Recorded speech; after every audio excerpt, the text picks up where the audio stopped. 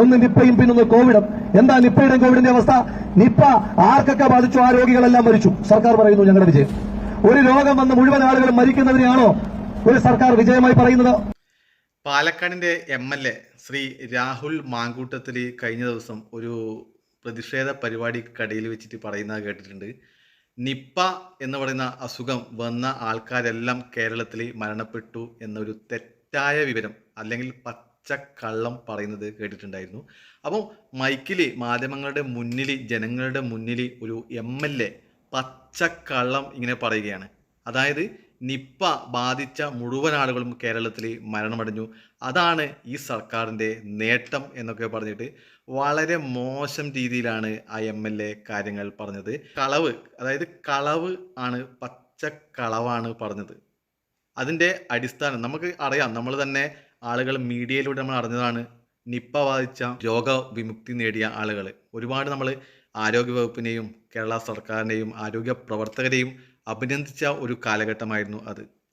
ആ കാലം നമുക്ക് ഓർമ്മയുണ്ട്.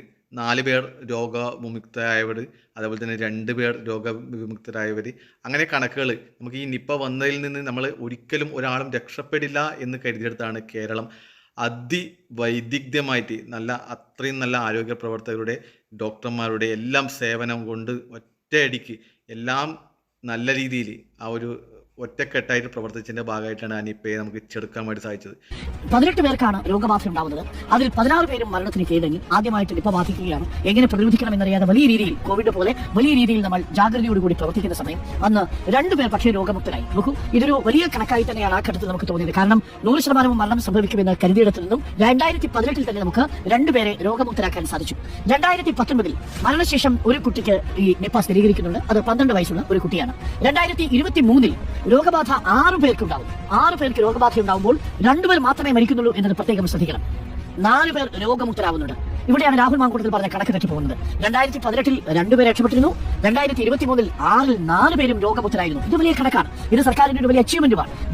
ദേശീയ ശരാശരി 70% മുകളിൽ മരണനിരക്ക് നിൽക്കുമ്പോൾ അത് 33% കുറച്ചുകൊണ്ടുവരാൻ കേരളത്തിന് സാധിച്ചു. 2024 ഒരാൾക്ക് രോഗബാധ, അയാളുടെ മരണം സ്ഥിരീകരിച്ചു. ഇപ്പോൾ വരുന്ന വാർത്തയനുസരിച്ച് ഒരു മരണം കൂടി സ്ഥിരീകരിക്കുന്നുണ്ട്. അപ്പോൾ നിലവിൽ രാഹുൽ മാങ്കൂട്ടത്തിൽ പറഞ്ഞത് നിപ്പ ആർക്കെല്ലാം ബാധിച്ചോ അവരെല്ലാം മരിച്ചു എന്നുള്ളത് വാസ്തവമല്ല. തിരിച്ച് കേരളത്തിന്റെ ഈ നിപ്പയുമായി ബന്ധപ്പെട്ട മരണനിരക്ക് ദേശീയ ശരാശരിയേക്കാൾ ഏറെ ഭേദമാണ്. 2023 6 പേരിൽ 4 പേരും രക്ഷപ്പെടുകയാണ് ഉണ്ടായത്. രാഹുൽ മാങ്കൂട്ടത്തിൽ പറഞ്ഞത് കളവാണ്. നിപ്പയെ അതിജീവിച്ച ജനതയാണ് നമ്മുടെ കേരള ജനത. ഈ കേരള ജനതയ്ക്ക് കേന്ദ്ര സർക്കാരടക്കം അല്ലെങ്കിൽ മറ്റ് സംസ്ഥാനങ്ങളടക്കം അഭിനന്ദനം പറഞ്ഞ ഒരു കാര്യം തന്നെയാണ് അതിൽ. അപ്പോൾ നമ്മൾ ഇവിടുത്തെ കേരളത്തിലെ ഒരു MLA ഒരു വെറും രാഷ്ട്രീയ വൈരാഗ്യം മൂലം നമ്മുടെ കേരളത്തെ ഇകത്തിക്കാട്ടുന്ന രീതിയിൽ നിപ്പ വന്ന മുഴുവൻ ആളുകളും മരിച്ചു എന്ന് പറയുന്നത് പച്ചക്കള്ളം ഇങ്ങനെ പറയുന്നത് ശരിയാണോ എന്നത് രാഹുൽ മാങ്കൂട്ടത്തിൽ എന്ന MLA ചിന്തിക്കണം.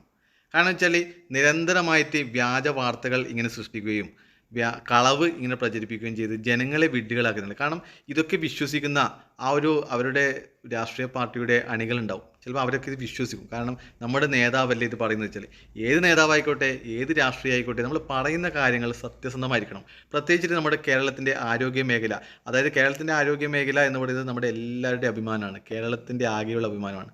അപ്പോൾ അങ്ങനെ ഒരു മൈക്കും കെട്ടിയിട്ട് ഒരാൾ വിളിച്ചു പറയുകയാണ് ഈ നിപ്പ ബാധിച്ച മുഴുവൻ ആളുകളും മരണപ്പെട്ടു എന്നത്. അത് പല ആളുകൾക്കും സംശയം ഇടവെക്കുന്ന കാര്യമാണ്. അതിൻ്റെ രേഖ അടക്കമുള്ള കാര്യങ്ങൾ റിപ്പോർട്ടർ ചാനലിൽ അരുൺകുമാർ കൃത്യമായിട്ട് തന്നെ അവതരിപ്പിക്കുന്നുണ്ട്. നമുക്ക് എല്ലാവർക്കും അറിയുന്ന കാര്യം തന്നെയാണ്. നമ്മളെല്ലാം വാർത്തകളിലൂടെ കണ്ടതാണ് ഈ രോഗവിമുക്തി നേടിയെന്നൊക്കെ. അപ്പോൾ നമ്മൾ ഒരുപാട് ആശ്വസിച്ചവരാണ് നമ്മളൊക്കെ. അപ്പം ആ ആശ്വസിച്ച വാർത്ത ഇത്തരം ഒരു MLA പച്ചക്കള്ളം പറയുന്നത് കേരള ജനതയ്ക്ക് അല്ലെങ്കിൽ കേരള രാഷ്ട്രീയത്തിന് ഒരിക്കലും യോജിച്ചതല്ല. അത് ഒരുപാട് നാളുകളായിട്ട് രാഹുൽ മാങ്കൂട്ടത്തിൽ തുടരുകയാണ്. അത് ആ ഒരു നേതാവ് തിരുത്തുക തന്നെ വേണം. കാരണം നമ്മുടെ കേരളത്തിൻ്റെ ഇത്തരം നിപ്പ പോലുള്ള കാര്യങ്ങൾ നമ്മൾ പിടിച്ചു കെട്ടിയത് ആ ഒരു രോഗവിമുക്തി നേടിയ ആൾക്കാരെ സംബന്ധിച്ചിട്ട് അവരൊക്കെ വെച്ചാൽ വലിയ അനുഗ്രഹം നേടിയവരാണ്. കാരണം ഒരു മരണം മുന്നിൽ കണ്ടിട്ട് അതിജീവിച്ച് വന്നവരാണ്. അവരെ ആക്ഷേപിക്കരുത്. അവരുടെ എല്ലാവരെയും മരണപ്പെട്ടു എന്ന രീതിയിൽ പറയുമ്പോൾ അവർക്കുണ്ടാകുന്ന വേദന കൂടി നമ്മൾ ചിന്തിക്കണം. കാരണം ഇനി ഒരിക്കലും ഇത്തരം ഒരു കളവ് ഒരു MLA ആയാലും ഏത് രാഷ്ട്രീയ പാർട്ടിക്കാരനായാലും പറയാൻ പാടില്ല എന്നാണ് എനിക്ക് പറയാനുള്ളത്.